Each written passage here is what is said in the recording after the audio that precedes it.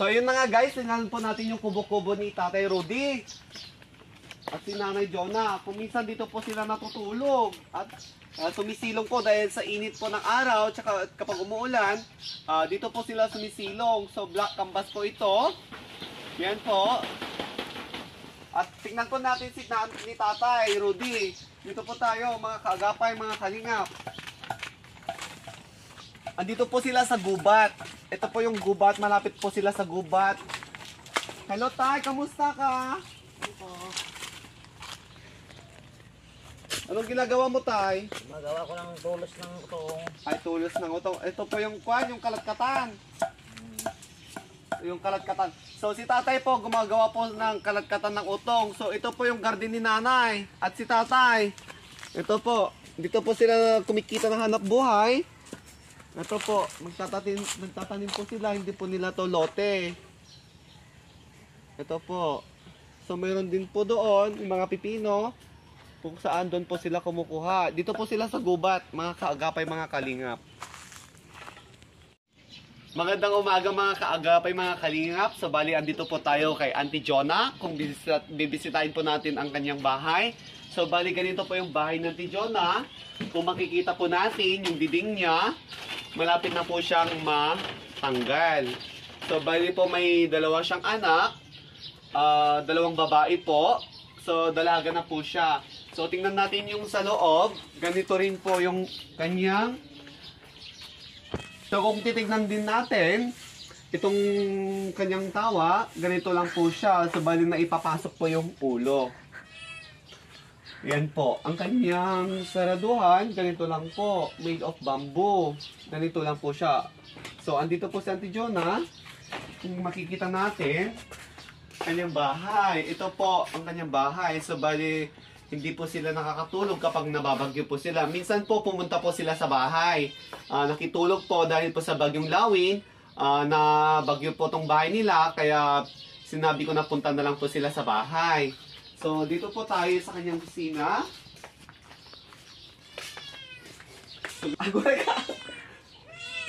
So, ganito po ang kanyang kusina ni Auntie Jonah. Kung nakikita natin, ito, may plastic po siya kasi kapag umuulan na babasa po dito sa loob. So, ganito po yung kusina ni Auntie Jonah. So, butas-butas rin po ang kanyang yero. At ito po ang kanyang mahiwagang cabinet. So, dito niya nilalagay mga pagkain. Minsan, walang-wala talaga si Auntie Jonah. So, ganito rin po siya. Ganito po. So, mga kaagapay, tignan na rin po natin ang kanyang pinaglulutuhan. So, kung nakikita nyo, made of plastic. Itong kanyang CR. At ito po yung pinaglulutuan ng Auntie Jonah. At ito rin po, made of yero. O, tingnan niyo po. Nagaganyan po siya, ano yung mga yugo. Tapos ito po, ang kanyang pinaglulutuan, made of bamboo po. Kung saan-saan po sila kumukuha ng pinaglulutuan nilang kahoy. So ito po, minsan rin po, nababasa rin po ito.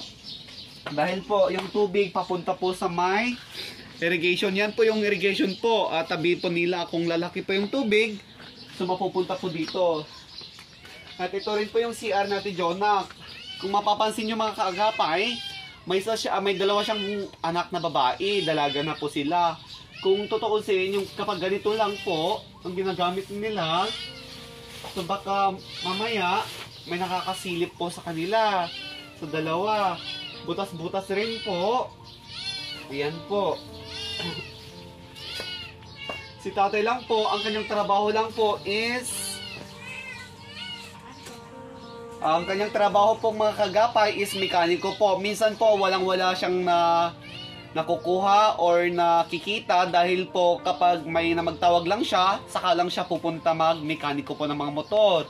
So tingnan natin sa Auntie Jonah kung ano ginagawa. Hello po Nay, magandang umaga po. So ito po yung hanap buhay ni Nanay. Minsan kumukuha po siya ng mga gabi dyan po sa baba. Tapos binibenta niya para may pambili po ng bigas at ulam ng kanyang mga anak at sa kanilang asawa, sa kanilang pamilya. So kung makikita nyo po mga kagapay, made of plastic na naman po siya, yung itim para kay kay Ate Aloha din po sa bahay nila. Ganito po din po siya, kahirap. So ganito po siya, nababakbak na po siya. So ito po ang kanyang daw, kanyang tawa. Oh. Ganito po lang, kapag iganat mo, no? Nasisira na po siya. Ganito lang po siya mga kaagapay, yung buhay ni Nanay Jonah. Ano po masasabi niyo, Nice, sa ating mga manonood? Gandang umaga po, Sir Ma'am. Sana po matulungan niyo po ako sa kunting bagay lamang po. Dahil sa hirap po kami sa buhay, nagtitinda lamang ako. Nagtitinda lamang po ako kung ano-ano para lang may pagkain sa araw-araw naming pamumuhay. Yung asawa ko po, nagminikaniko. Pag may magpapagawa lang po. Yun po si Nanay Jonah po, kung makikita nyo po, halos maiyak-iyak po siya dahil po yung pamumuhay talaga po nila is walang-wala po. Minsan po, si Uncle nakikita ko po sa daan, tinatawag lang po namin magpagawa ng motor para lang sa ganon may pagkain po sila. So si Nanay naman, nakikita po namin sa daan na nagtitinda po ng mga gabi, pipino, minsan po yung puso ng saging, ginagawa po nilang ukoy po. Yan po si Nanay. Minsan po, kung saan-saan po siya kumukuha ng pagkain nila. Minsan po, may nakita po kaming kamuting kahoy. Yun lamang po yung nakikita naming pagkain niya. So, bali po, si Nanay talagang walang-wala. So, mga kaagapay, mga kalingap, please like and share and subscribe to our YouTube channel. And please like the notification bell para sa ganun po, maging updated po tayo sa mga videos po namin. So, yan po mga kaagapay. Maraming salamat po. Sana po mga kaagapay, mga kalingap, matulungan po natin si Nanay Jonah sa kanyang pamumuhay dito sa Rojas Isabela. Dito po sa San Pedro, Rojas Isabela po.